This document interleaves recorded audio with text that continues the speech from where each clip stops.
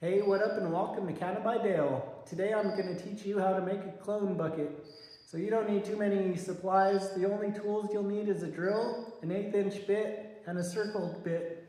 So you're going to find a bucket that's a darker bucket will work better for the roots to grow. But otherwise the color of bucket doesn't really matter too much. But what does matter is that you have a good tight sill on the lid.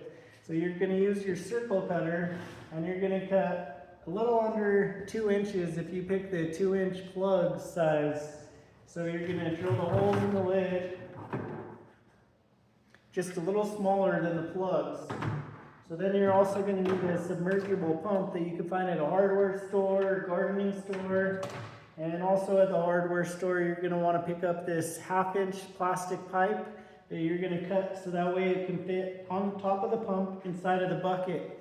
And with this pump, they come with different size fittings. So this is the 1/2-inch size fitting, but you're also going to need to get an end cap to cap off the top of that. And you're going to get these Rainbird sprayers.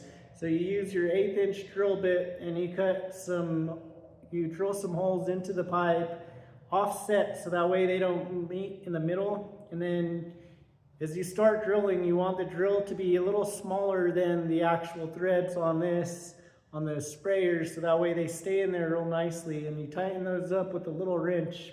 So then after you have that all together, you just put this onto the pump. After you screw it on the pump, you make sure that it's centered inside of the bucket. You put the cord from the pump through one of these holes, and you're going to use one of these plugs around the electric cord so you don't have water spraying out. And then after you plug up all the holes, or before you do that, you want to make sure that there's enough water to where the pump is completely submerged.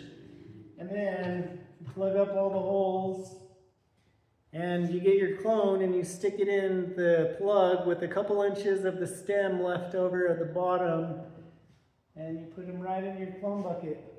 And that's how you make a clone bucket. If you want more detailed explanation, check out my Rumble page. I have more in depth on there.